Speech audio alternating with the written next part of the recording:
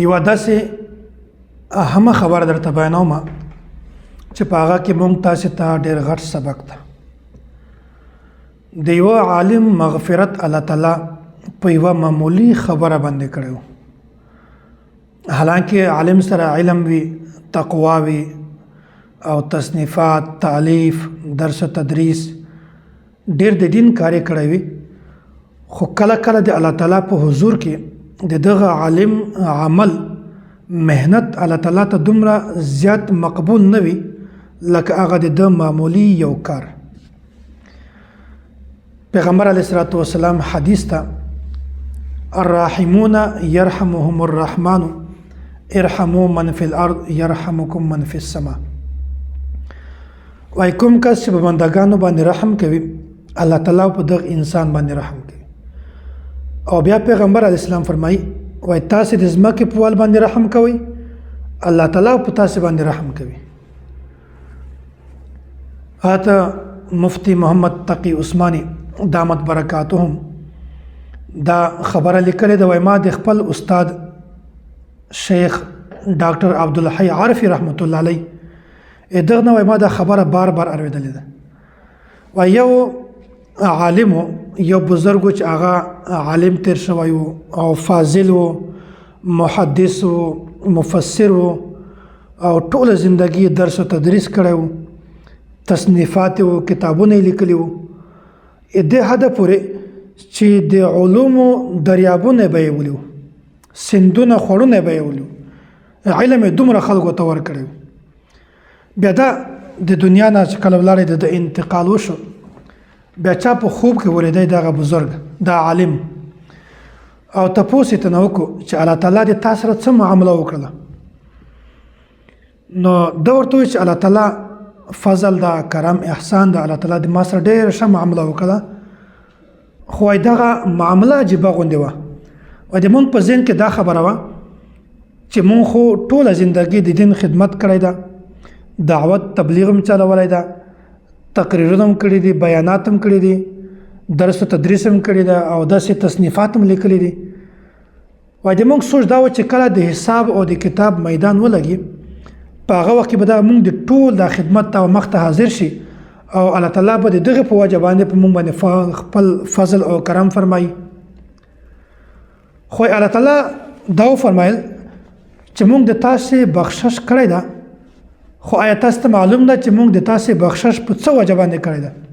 وایي د مونږ ذهن ته خو دا خبره راغله ده، د ما ذهن ته دا خبره راغله چې مونږ کوم نیک اعمال کړی ده، درس و تدریس، تصنیفات، داسې دعوت و تبلیغ، نو دا د مونږ دین کار ده، نو کېدای شي الله تعالی په دې وجه باندې مونږ مغفرت کړی وي.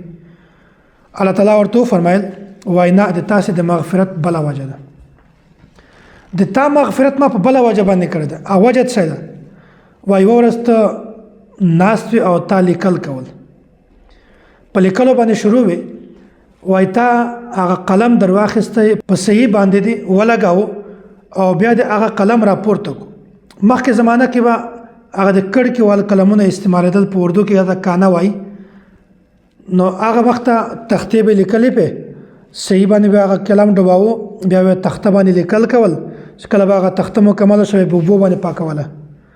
نو اوس تقریبا هغه دور ختم شوی ده. نو وایي تا قلم په صحیح باندې ولګاو، بیا د قلم راپورته کړو، هغه قلم چې کله راپورته کړو په دا باندې صحیح لګېدلې وه، نو په دغه وخت یو مچ راغی، دا مچ په دا صحیح باندې کښېناست او دغه صحیح اسکله. بیا په دغه وخت کې وایي تا لږ انتظار وکړه. انتظار د په دې وجه باندې وکړه دا ګوره دا د الله تعالی مخلوق ده، نو دا تږی ده، دا د خپله تنده پوره کړي، زه به هغه نه بعد لیکل شروع کړم.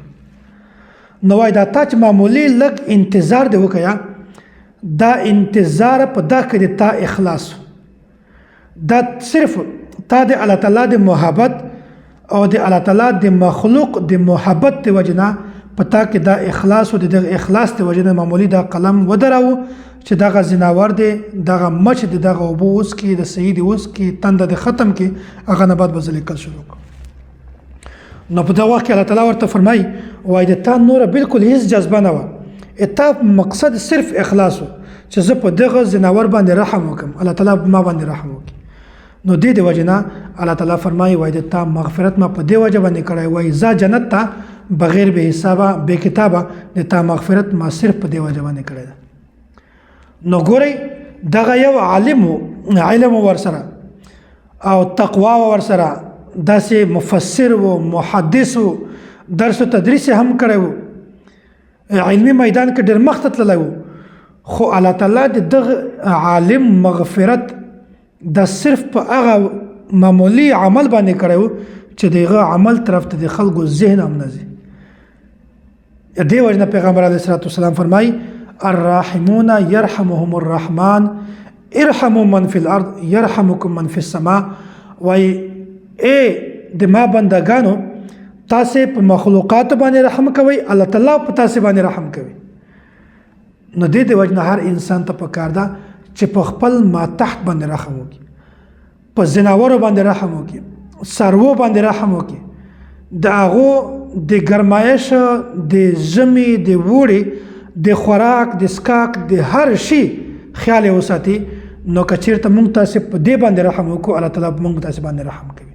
هغه وخت چې په کوم وخت کې مونږ ته د الله تعالی د رحم ضرورت وي مونږ ته خو د الله تعالی د رحم هر 24 غنټې ضرورت ده خو داسې مقامات خاص کر چې په هغه وخت کې انسان پساو شي بیا په هغه وخت کې الله تعالی رحم تا ته هلته راځي چې په دنیا کې د په خلکو باندې یا په حیواناتو باندې په مخلوقاتو باندې رحم کړی. الله تعالی د دغه ماده د خاصیت د عمل په مونږ تاسې ټولو کې پیدا کړي.